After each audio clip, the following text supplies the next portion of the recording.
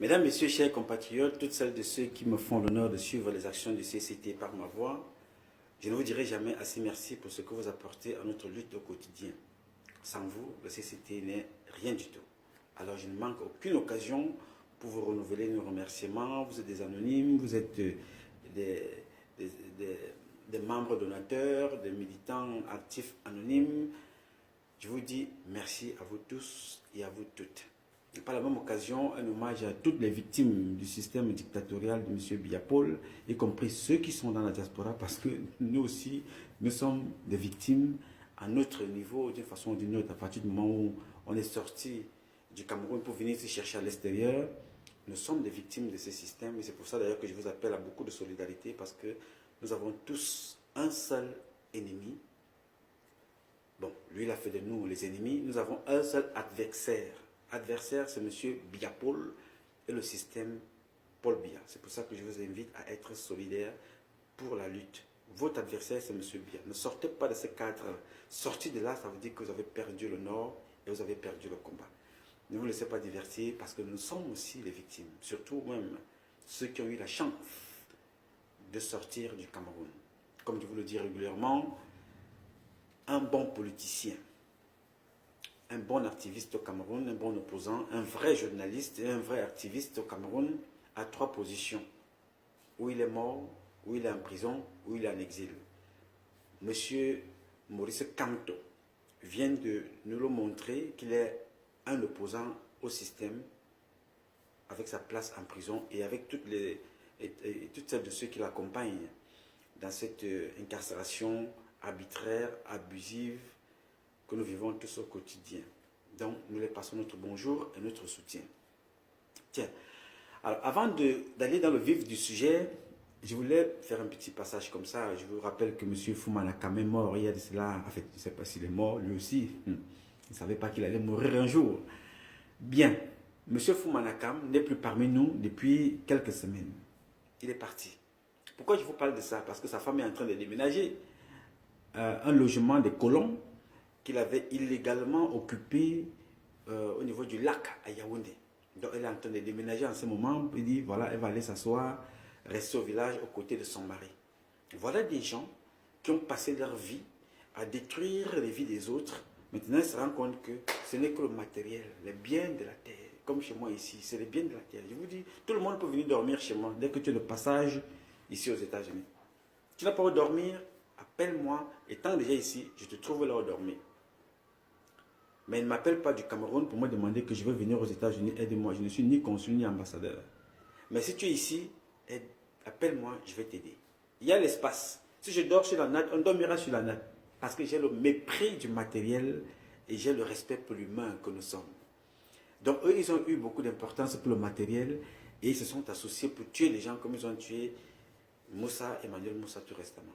Alors je n'arriverai toujours pas à comprendre comment une maman comme celle-là, maman Marie Fouman, une femme qui a 9 mois durant porté des enfants dans son ventre, des jolis enfants d'ailleurs, décide de s'associer à quelqu'un, à un esprit satanique, diabolique, pour enlever les vies des enfants des autres. Aujourd'hui, elle va vivre avec ça dans sa conscience toute la vie. Encore en début d'année, je passais un message comme ça à sa fille qui vend les fleurs à Yaoundé, en lui disant qu'il faut vendre des fleurs, mais prépare-toi à aller déposer ces fleurs-là aussi sur la tombe de ton père un jour. Ça n'a pas duré. Je crois qu'aujourd'hui, elle est capable de vendre maintenant des fleurs de temps en temps, allant déposer sur la tombe de son papa aussi. Ça vous dit l'absence d'un père. Quand vous arrivez aujourd'hui à la maison, vous trouvez le vide, vous regardez là où il s'asseyait souvent, vous voyez qu'il n'est pas là, vous vous rendez compte que le même mal que vous faites aux autres, c'est l'absence là que vous allez vivre. Après, ce sera vos frères, vos mères, vos sœurs qui partiront comme ça parce que c'est le sang des autres qui va vous suivre. Moi, je ne souhaite pas la mort, mais je commente simplement les événements de ce que vous imposez aux autres. Et vous, les enfants de ces gens-là qui êtes adultes, si vous ne prenez pas la responsabilité de ramener vos parents à la raison, vous serez aussi responsable un jour. Comme ça, simplement. Parce que vous portez des montres qui coûtent beaucoup d'argent, mais c'est Dieu qui contrôle le temps. C'est pour ça que je vous dis tous les jours, le diable a la montre, mais Dieu a le temps. Ça, c'était une parenthèse. Je vais vous parler aujourd'hui donc de ces gens-là. et de Paul Biya aussi, parce que quand ce monsieur occupe la maison du lac, il n'est pas seul à occuper ces maisons-là, parce ils sont nombreux à arracher des biens des gens, des biens de la République. Non seulement des biens de l'État, ils arrachent aussi les biens des particuliers, des privés que vous êtes. Ils viennent, ils arrachent votre terrain, comme les gens comme le Ferdinand Gongo, qui arrache les biens des gens. Un monsieur qui était hier pauvre, on te dit qu'il a pris tout un quartier. Pourquoi faire avec? On ne sait pas trop. Donc, Grégoire Owona est allé là-bas en Balmayo, a aussi pris une maison comme ça, à côté du tribunal. L'une des maisons des colons, vous savez, ces gens l'ont construit au Cameroun, un peu partout. L'une des maisons des colons, Grégoire Owona, c'est aussi, il a fait sa propriété. Bon, il n'est pas seul. Belinga et Boutou, tout ce monde-là, les logements sociaux au Cameroun, ils prennent pour leurs enfants, pour leurs coyotes. D'ailleurs, que vous voyez venir se manifester entre-temps, ils disent qu'ils sont des patriotes. La majorité, ces gens qui bénéficient des biens de ces gens-là indirectement dans notre pays. C'est pour ça que vous les voyez se passer pour les défendeurs des biens de la République. Je vous parle de ça pour vous rappeler régulièrement que le matériel n'est rien. Le matériel, c'est rien du tout. On passe et la vie continue. Le plus important, c'est ce que nous vivons ensemble. Ce que nous pouvons partager ensemble, sans discrimination de région ni de religion. On se retrouve tous à la dernière demeure, c'est la terre, c'est le cimetière. Donc, c'était tout simplement une petite parenthèse pour cette maman Marie Fouman, qui est en train de déménager de Yaoundé à Sangbelima. Après Yaoundé, Sangbelima, ce sera... Prochainement, vous allez vous retrouver au Gabon et en Guinée en train de fuir. Ça arrive. Je ne vous dis rien, mais nous sommes en train de travailler. Nous sommes en train de bosser. Il y a d'autres qui sont dans le wow que vous entendez un peu partout là. Mais les vrais activistes savent là où ils se trouvent, ils savent ce qu'ils ont à faire. Ils sont en train de bosser. On ne peut pas rester inactif face à ce qui se passe au Cameroun. Nul ne peut être content de voir comment on tue des enfants au Cameroun et ne rien faire, croiser les bras, venir faire les commentaires, parler des problèmes de caleçon, problèmes de qui est sorti avec qui. Ce n'est pas ça. Les vrais activistes savent là où ça se passe. Et nous faisons partie de ceux-là, avec les autres qui savent ce que nous avons à faire pour le Cameroun. Donc, fuyez Yaoundé, commencez à vous avancer, à vous diriger vers les frontières. Quand ça va éclater sérieusement, tout ça, vous commencez à sauter comme des lièvres du côté du Gabon ou de la Guinée équatoriale. Bien, je vais donc vous amener directement au sujet qui me pousse à échanger avec vous aujourd'hui. C'est un sujet qui concerne M. Biya, qui porte plainte à Belinga et Boutou. Il a porté plainte auprès de Dieu. Je vais vous raconter la petite histoire. C'est une petite histoire qui ne dure pas longtemps. Vous allez comprendre pourquoi les mémoires des gens les rattrapent. Vous avez connu un certain, pour certains, ceux qui sont dans le sud là-bas le connaissent, l'évêque de Sangbelima. Il s'appelle Christophe Zoa. Ce monsieur-là a la particularité de ne pas avoir sa langue dans la poche. Il parle, il dit les vérités pour pouvoir apporter sa contribution. Il rappelle aux fidèles ce qui doit être fait. C'est d'ailleurs celui-là qui avait rappelé à Foumanakam avant de mourir que Foumanakam, ils n'ont rien fait pendant 37 ans. Ils n'ont conduit le président que dans la dérive, le mensonge et la manipulation. Alors pour avoir dit ça, Foumanakam a laissé une note que le jour qu'il meurt, que ce monsieur Christophe Zoa ne vienne pas lire la messe. C'est pour ça que ceux qui sont à Sangbelima ont été surpris que celui qui a lu la messe à la mort de Foumanakam, c'était Joseph Atanga, un autre pédophile qui sort de l'Est du Cameroun. Vous comprenez pourquoi le Vatican est dans la merde. L'église catholique du Cameroun est dans une merde pas possible. Je dis bien l'église catholique de mon pays. Je ne parle pas du Gabon, du Nigeria et ailleurs. Du Cameroun. C'est quelque chose qu'il faut reformer. Avec des gens comme les pédophiles, comme Atanga. Parce que celui-là devait être parmi l'un des premiers prisonniers pédophiles au Cameroun. Mais ce n'est pas possible. Foumanakam était le ministre, le vrai ministre de la Justice. On espère que la prochaine administration qui viendra après ces gens-là fera justice. Donc, Joseph Zoa, qui est donc l'évêque de Sangbelima, il a une cathédrale là-bas à Saint-Mélima, cette cathédrale qui existe depuis 10 ou 15 ans, qui n'arrive pas à finir d'être construite. Elle est là. Elle boit, cette cathédrale-là boit de l'argent. Ce n'est pas Joseph Christophe Zoa qui boit cet argent, non. C'est que le dernier montant qui a été débloqué pour cette cathédrale est de 1 milliard de francs CFA, débloqué par M. Biya, dans le biais de Belinga Eboutou, pour construire et finaliser cette cathédrale. M. Belinga Eboutou, on appelle Tom Dollar, a volé cet argent et la seule somme qu'il a donnée à M. Christopher Zoa était de 20 millions de francs CFA. En fait, pas Christopher Zoa, il a donné au diocèse, c'est-à-dire que pour la construction de cette cathédrale, 20 millions de francs CFA. Pourtant, il y a 1 milliard qui a été débloqué. L'argent est parti. Et je vous rappelle que dans la même région du sud là-bas, vous avez des gens comme M. Mevamo Boutou, un autre mourant, donc à un tout moment où il est même déjà mort, où il va mourir bientôt. Enfin, je ne souhaite rien à personne, mais chacun paye ce qu'il a fait. À l'époque, il était ministre des Finances. Lui aussi, il a aussi débloqué une somme de plus de 2 milliards aussi pour construire une église dans son quartier résidentiel là-bas du côté de Saint-Lima. C'est-à-dire, il préfère débloquer de l'argent pour construire son église à lui. Pourtant, il y a une cathédrale qui est là, qui va servir à tout le monde. On n'arrive pas à la finir. Parce que ceux qui ont initié cette cathédrale-là, il y a déjà 2 évêques qui sont morts. C'est-à-dire, il y a Raphaël Zé, qui était mort, et il y a aussi Ama Evina, tous les 2 morts. Une cathédrale que personne n'arrive à finir. Elle est dans le sud. Tous les enfants du sud, ils sont des ministres, la majorité, ils ont des ministres qui ont défini le pays organisateur, mais n'arrivent pas à finir une cathédrale qui peut être au service de toute la région. Chacun se lève dans son coin, il va construire une cathédrale. Donc, Christophe Zoa est le 3e. 3 évêques qui n'arrivent pas à finir une cathédrale. Mais les élites, membres du gouvernement, construisent à tour de rôle les églises.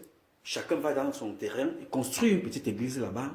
Il est content, il a une église devant sa porte. Mais chose curieuse, c'est que le même Belinga, qui a donc détourné 1 milliard, que M. Biyabi Vondo a débloqué pour la construction et la finalisation de cette cathédrale, est allé dans son propre village construire à un temps record un sanctuaire. C'est-à-dire une église dédiée à Jean-Paul II dans son village, sur son terrain, une basilique qui a coûté une bagatelle de 3 milliards. C'est lui-même qui le dit. 3 milliards. C'est-à-dire que voilà des gens, des individualités, qui vont construire chacun une église chez lui, mais le président de la République du Cameroun, M. Biya-Paul, originaire du Sud, n'arrive pas à voir lui-même une cathédrale pour la région tout entière. 1 milliard dans l'eau, pourtant les gens partent construire. Et ce qui est curieux, l'église de M. Belinga Eboutou est en train de se désintégrer. Les murs se désintègrent. 3 milliards enterrés dans le sud. 3 milliards. Et on est là, on regarde. Biya se retrouve aujourd'hui lors d'un entretien, d'après les rapports qui nous reviennent, se retrouve aujourd'hui choqué et scandalisé d'apprendre que cette église-là n'est pas finie. Et quand on lui montre, le monsieur lui fait comprendre, que monsieur Christophe Zoa, lui dit que voilà, c'est très difficile pour moi de demander aux riverains de collecter de l'argent pour construire la cathédrale. Voilà le registre de tout ce que j'arrive à collecter. C'est très difficile, mais comment? Mais Paul Biya s'étonne que, comment se fait-il que vous n'avez reçu que 20 millions, pourtant j'ai fait débloquer de l'argent, près d'1 milliard, pour la construction de cette cathédrale. Et aujourd'hui, elle est toujours au point de départ, comme si rien n'avait été fait. Biyabi Vondo est choqué.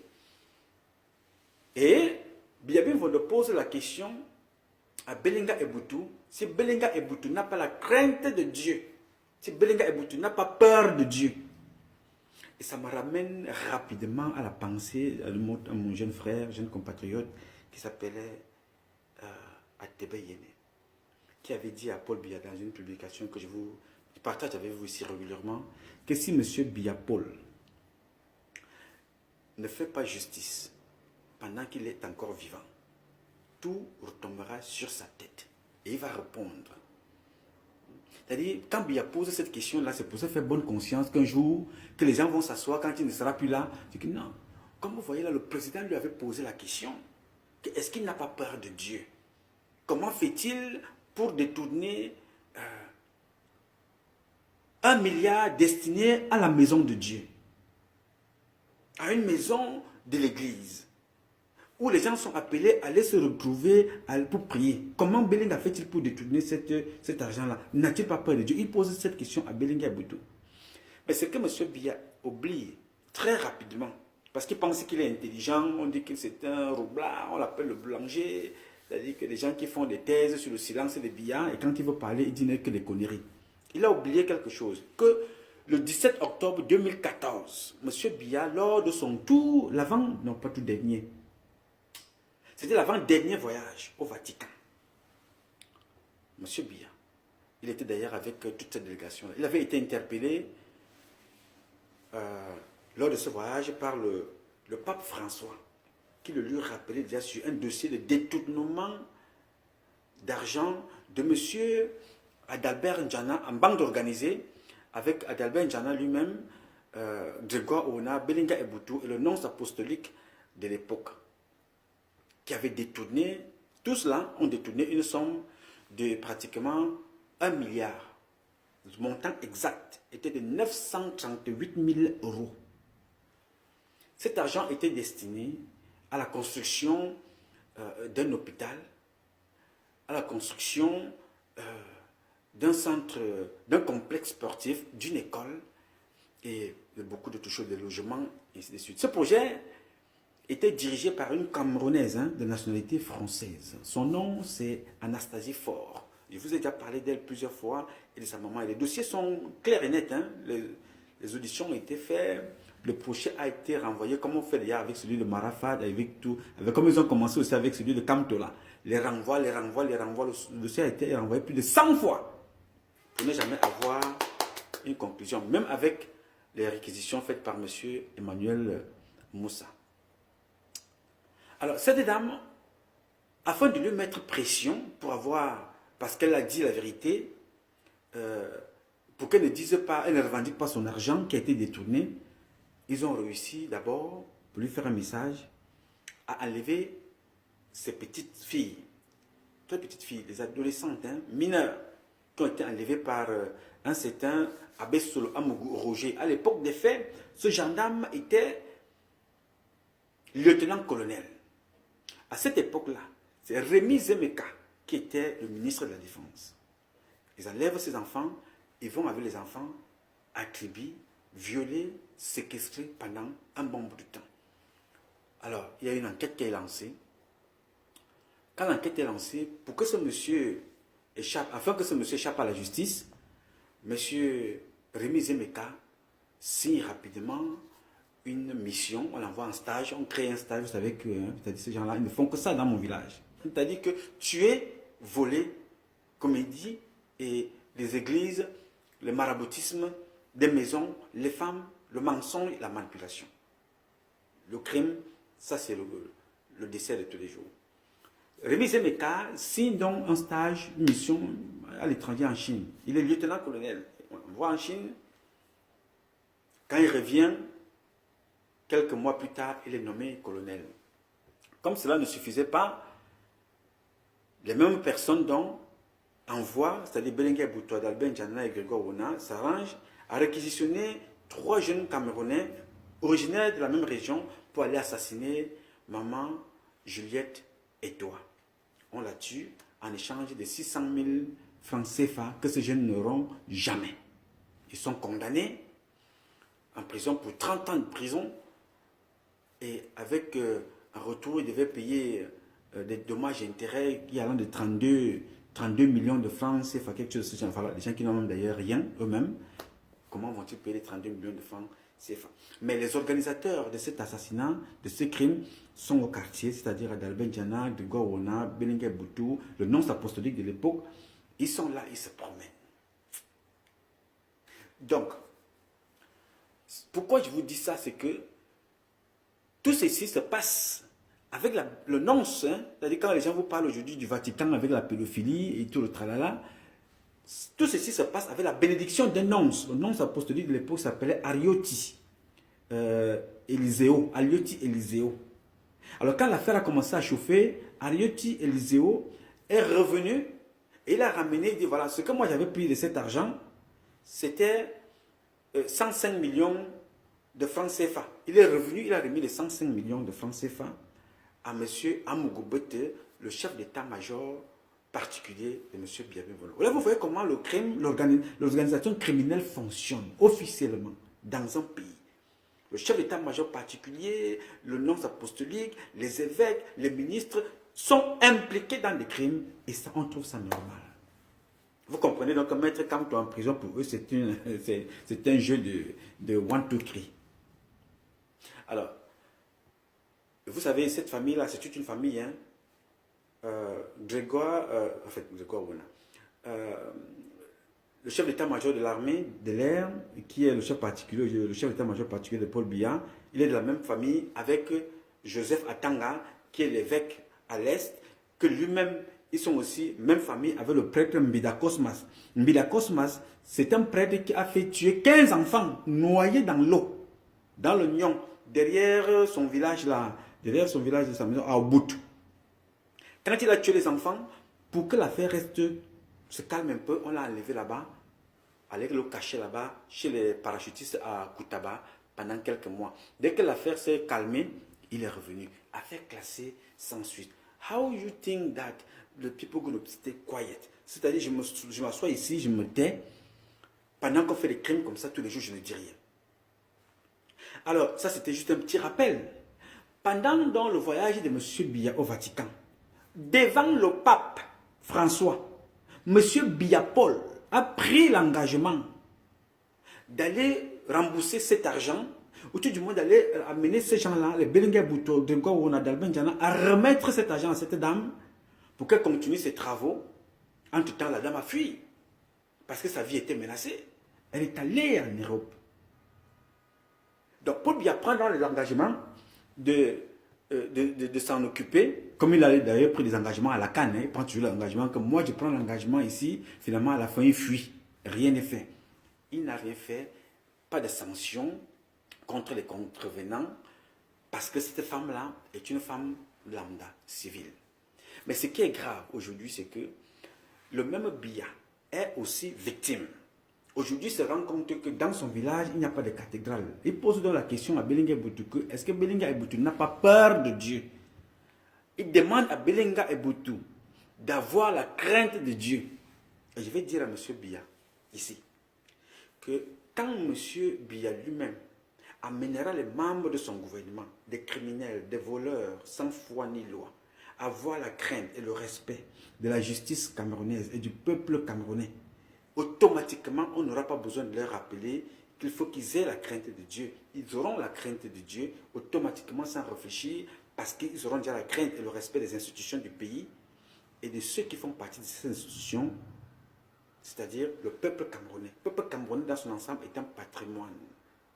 Il n'aura plus besoin de leur rappeler. Ils auront la crainte de Dieu. Et là, ces gens-là auront la crainte de tout ce qu'il y a à faire dans notre pays. Donc voilà un monsieur qui s'est assis au Cameroun, à ne rien faire, à rester à la maison pensant que les choses vont se faire de façon mécanique, et il donne les instructions. Nous sommes victimes. La justice sociale, rien. La justice fiscale, rien. La justice territoriale, rien. La compétitivité, rien. Le manque d'emploi, les regressements, la création d'emplois, rien. Rassembler le peuple, rien. Nous sommes divisés. Tu t'assois au quartier, tu dis, voilà, est-ce que Belingue Boutou a-t-il la crainte de Dieu? Toi-même, est-ce que tu as la crainte de Dieu? Quand tu te lèves, comme ça, tu regardes comment les gens pas te tuer, un évêque, Jean-Marie Benoît Bala, tout un évêque, est-ce que toi tu as la crainte de Dieu? Quand tu vois des gens aller dans ton village, en plein Yaoundé, tuer 15 filles, tu ne bouges pas, est-ce que toi tu as la crainte de Dieu? Quand ces gens-là vont tuer les Camerounaises, à Mimboman, en Colbusson, on tue 15, à Mimboman, on tue 15. Est-ce que toi, tu as la crainte de Dieu? Quand tu laisses des gens, avec ta complicité, sacrifier tes propres enfants, qui sont des innocents dans cette affaire. Parce que qu'est-ce que Brenda, cet enfant, cette fille qui est ma fille, à laquelle je m'en prends de temps en temps comme ça en passant, tout simplement parce qu'elle n'a rien à voir dans cette affaire. Vous sacrifiez les enfants, les vies de votre progéniture qui va porter votre nom demain. Est-ce que toi, tu as la crainte de Dieu, toi, M. Biapol? Un petit enfant comme Junior, qui dit qu'il sera DJ. Voilà l'enfant d'un milliardaire, chef d'État, président, l'enfant d'un président. L'enfant de la femme d'un président. Le fils de la femme du président. Se retrouve aujourd'hui en train de dire que dans la vie, lui veut être DJ. Parce que vous l'avez détruit. Mystiquement, avec vos écorces, vos pratiques qui ne servent à rien. Est-ce que ta femme et toi, vous avez la crainte de Dieu? Quand vous regardez, quand on va tuer la secrétaire de Marafat, dépecée à la machette à la maison, est-ce que vous avez la crainte de Dieu? Vous prenez la vie de ce monsieur-là même qui suivait le dossier de maman Juliette et toi. Ce garçon qui a été tué là, Moussa, Emmanuel Moussa, il avait fait des réquisitions demandant la condamnation de monsieur Grégoire Ouonadé, de tout le reste. Les réquisitions sont restées lettres mortes. À la fin, parce qu'il défendait cette maman, lui-même, il a été tué par Foumanakam. Dieu merci, Foumanakam lui-même a suivi. Est-ce que, M. Biya, vous-même, avez-vous la crainte de Dieu quand vous faites ça? Vous croyez que vous irez où quand vous vous comportez comme ça? Ce n'est pas le temps de vous poser les questions que tel a la crainte de Dieu ou pas. Est-ce que vous-même, vous avez la crainte de Dieu, la façon dont vous voyez, vous traitez les enfants, les créatures de Dieu? Quand vous voyez brûler des maisons au nord-ouest, au sud-ouest, au grand nord, on brûle pour faire plaisir à une seule personne. Nous sommes 25 millions de Camerounais, si ce n'est plus. Une seule personne. Il faut brûler les vies des personnes. Est-ce que vous avez la crainte de Dieu? Vous avez la crainte de Dieu quand vous voyez les Camerounais aller mourir dans les eaux de Lampedusa. Parce qu'ils vont chercher ailleurs ce qu'ils ont en abondance dans leur propre pays. En abondance. Est-ce que vous avez la crainte de Dieu? Quand vous posez cette question-là, je veux bien vous comprendre. Mon jeune frère Charles Tebeyene vous a dit, si vous ne faites pas justice ici avant que Dieu ne vous appelle, tout ce qui sera fait après va retomber sur votre tête. Voilà que les gens viennent en plein jour, voler 3 milliards devant vous. 3 milliards, aucune sanction. Pour nous distraire, il faut arrêter Kamto. 3 milliards, pour nous distraire, on nous amène notre frère Nyangono, va faire rire les gens. Pour nous distraire, on amène le dossier de M. Alem Bengoro pour perdre le temps à les personnes. Pourquoi est-ce que vous n'arrivez pas à prendre des sanctions comme un véritable père de famille, un véritable chef de famille qui tape du poing sur la table, que non, enough is enough. Il est maintenant temps que la justice se fasse. Comment est-ce que vous pouvez vous asseoir, toujours inculper les autres? Aujourd'hui, vous n'êtes plus capable de dire que la France, parce que la manipulation, elle est déjà flagrante. Vous n'arrivez plus à accuser. Maintenant, vous attaquez à Dieu. Il n'a pas la crainte de Dieu. Si les gens n'ont pas la crainte de vous-même, ne vous respectent pas, comment vont-ils aller directement respecter Dieu? Pourtant, c'est vous qui représentez, comment on vous appelle, le Dieu des Camerounais. Avez-vous même peur ou la crainte de Dieu en voyant le traitement que vous réservez aux enfants de Dieu au Cameroun? Donc, je me suis dit aujourd'hui que je vais partager cette question-là avec vous et avec M. Biya pour demander comment fait-il pour ne pas avoir la crainte de Dieu lui-même quand il voit ce qui se passe. Pense-t-il que si la communauté internationale regarde ça les dépasse? Non, la communauté internationale a déposé Kadhafi. C'était la communauté internationale a réussi à les prendre. L'un de nos compatriotes mettre en prison à la haie. Tout le monde a regardé. Vous êtes indigné. Tout le monde a raconté sa vie. On nous parle de l'Union africaine. Voilà une organisation qui est là pour protéger les intérêts des dictateurs. Pas tous, il y en a quelques-uns là-bas qui se sont désolidarisés. Ils mènent leur vie avec leur famille, avec leur pays. Mais personne ne se lève pour se dire que voilà. Mais nous parlons toujours de l'Afrique. Comment se fait-il qu'en Afrique, on tue les gens comme ça? Nous observons, on commente, on regarde comme si de rien n'était. Aucun pays ne se lève. Chacun s'occupe de son train-train quotidien, mais ils vont parler d'une voix, l'Union africaine. Vraiment, si vous n'avez pas honte d'être des Africains, moi j'ai honte à votre place. Ceux qui se disent des chefs d'État africains, j'ai vraiment honte à votre place avec ce qui se passe. C'est-à-dire, on tue au Congo de Sassou Nguesso, vous observez. On tue au Congo à l'époque de Kabila, vous observez. On a tué au Rwanda, vous avez observé des millions de morts. Maintenant, on tue au Cameroun, vous observez. C'était comme si on parlait d'une histoire des années 1717. Et on dit que nous sommes les Africains. Le panafricanisme de pacotille que vous utilisez pour raconter vos vies. Après ça, vous allez nous parler du franc CFA. Mais ce qui est plus important dans tout ça, ce n'est ni le franc CFA, ni le pétrole de la terre, ni la richesse de l'Afrique, mais c'est les humains qui sont sur cette terre-là, que vous n'arrivez pas à sauver des vies. Et vous n'avez pas la crainte de Dieu. Et M. Biya, aujourd'hui, qui est déjà à la fin de vie, se pose la question si les autres n'ont pas la crainte de Dieu. Je voulais donc dire ici, M. Biya, je vous l'avais dit depuis très longtemps quand j'ai commencé cette lutte, que moi je ne suis qu'un fils de la République. Je ne suis ni général, ni rien. Parce que général, un jour, on peut enlever mes galons comme on a enlevé ceux d'un soldat. Moi je ne suis pas général. Mais ce qu'on ne peut pas m'enlever, c'est d'être un fils de la République. Je vous avais dit que moi, je ne suis pas le seul, mais je suis l'un des seuls à qui vous disait la vérité. Et je serai votre porte de sortie dans de bonnes conditions. Et je serai aussi votre porte de sortie dans les mauvaises conditions. C'est à vous de faire le choix, de savoir où voulez-vous aller exactement. Vous avez encore le choix pour ne pas vous poser la question si vous avez la crainte de Dieu ou pas. Alors pour avoir la réponse à cette question-là, régulez. Occupez-vous des enfants de Dieu, des créatures de Dieu que nous sommes, que sont tes propres enfants. Pour demain, aller avec la conscience tranquille. Il est temps de faire quelque chose. Donc c'est pour ça que je voulais partager cela avec vous et à toutes celles et ceux qui nous écoutent. Soyez des activistes, des vrais activistes. Ne vous laissez pas divertir les gars. Restez objectifs. Ne vous occupez pas des cancans. Votre adversaire, c'est M. Biya Paul et le système Paul Biya. Des histoires de caleçons, des histoires de fesses. Ça existera aussi longtemps que ce monde existera, il y en aura toujours. Que ça ne vienne pas vous divertir. Tous les chefs d'État, ou presque, ont connu cela. Des États-Unis, en France, passant par l'Afrique, ont connu des problèmes de fesses, des problèmes de caleçons, mais restez focus dans votre combat. Ça ne vous honore pas. Ça ne vous avantage pas. Ça ne vous aide pas dans la lutte que nous avons à mener. Je tenais à vous le dire ici. Je n'ai pas envie de faire un speech là.